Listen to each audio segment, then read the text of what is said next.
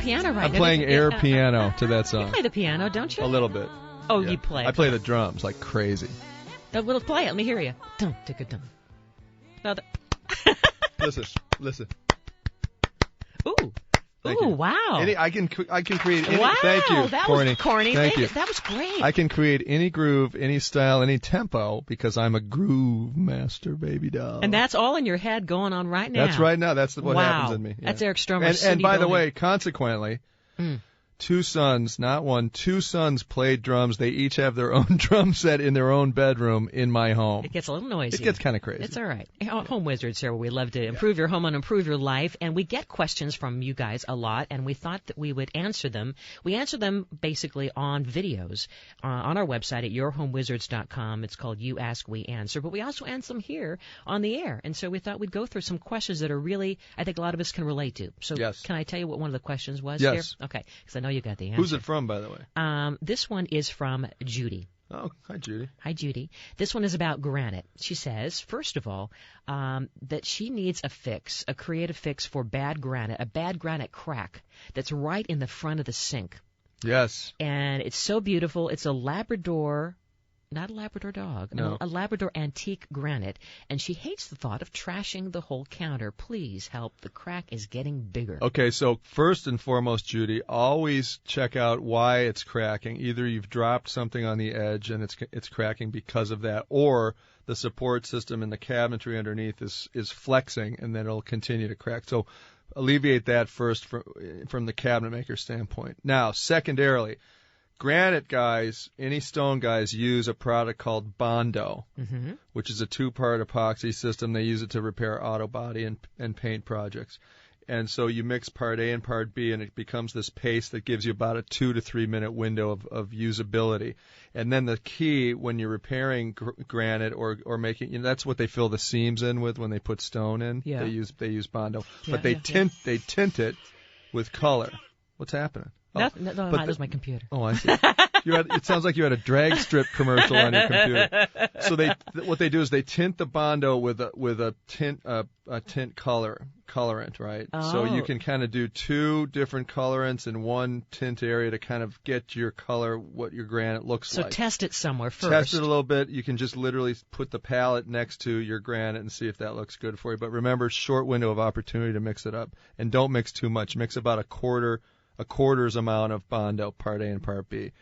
Put the pigment in, color it up, and then just use a flat knife and spread it into that crack. Okay. And then scrape it back off with a single-edge razor blade. Even if it dries, you can still do that. But that'll give any crack or veining that's deep, it'll look like another vein that's on the surface. And it dries to complete hardness, and it's waterproof, and it'll actually hold it together because it's really strong. Yeah.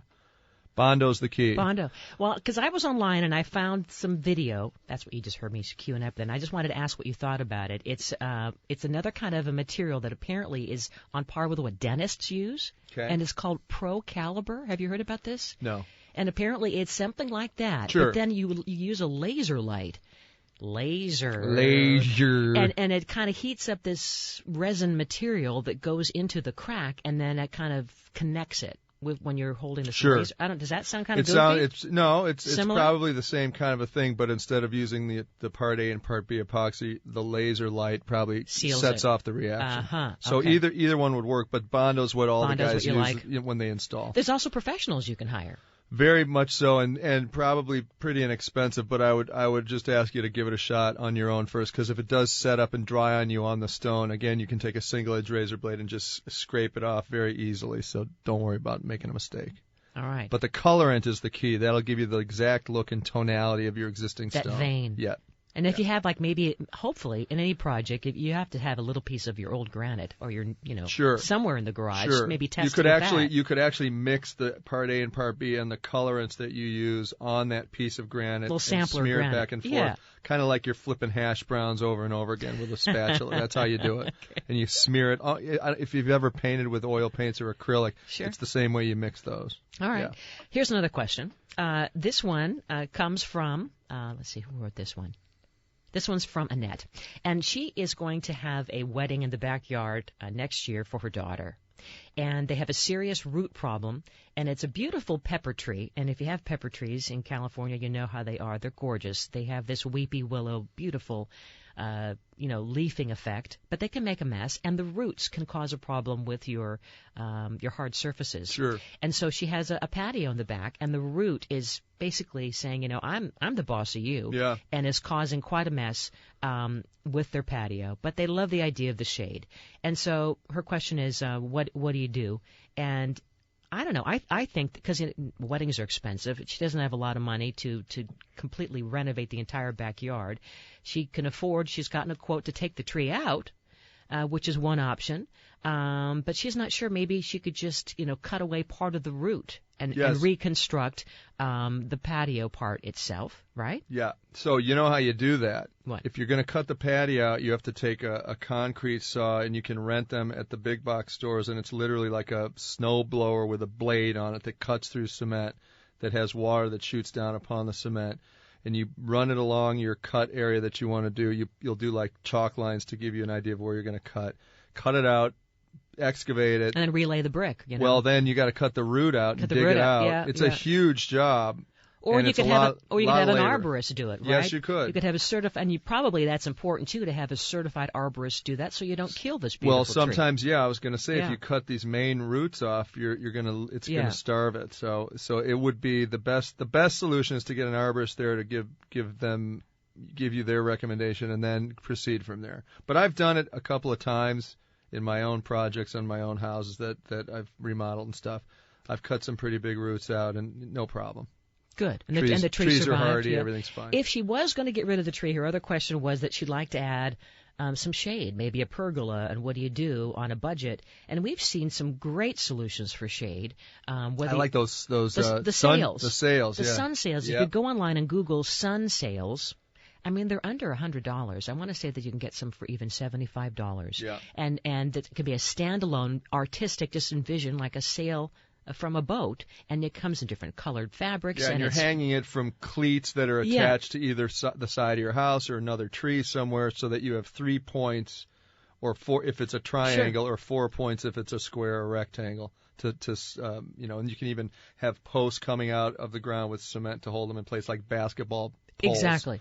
And then tie them off to that. And they're made out of that beautiful Sombrella fabric, so it's not going to fade. They're and washable. It's weatherproof. You can put them in the wash. So that's a great one. But there's so many other options. You can even, I guess, add fabric to your own pergola for added shade, because a lot of times these wood slabs, right, have the open slats in between. Have you ever stapled down fabric? And let me tell you something about that. It looks fantastic. It would be great for the wedding. It's billowy. It blows. It looks very romantic. The downside is the mess, right? If you can't remove them and wash them, they get really filthy very, very quickly. And like within about 3 months to 4 months, it'll start to look gray and brown from the leaves that drop down and the soil and all that stuff that's up there. So you almost need like something that is removable. You can do Velcro.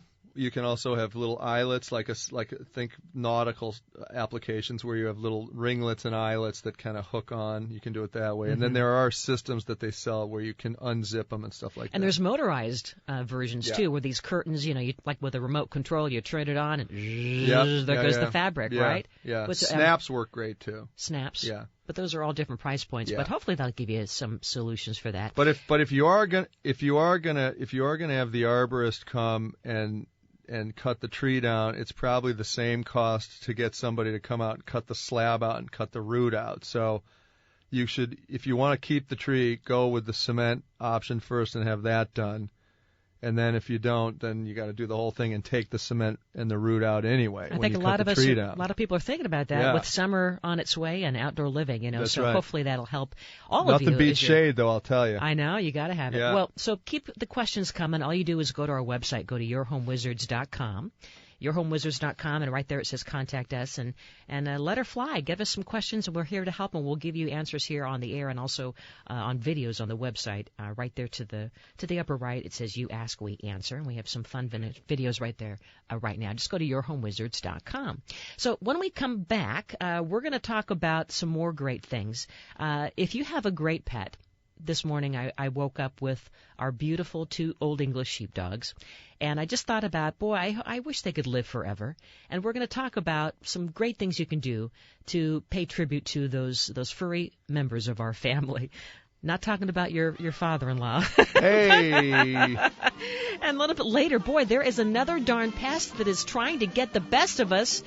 Our avocados are now at risk. No. Yes. First it's citrus and then now avocados? I don't like it. Home Wizards, Eric Stromer, Cindy Dole, we're here to help improve your home and improve your life. The fun continues.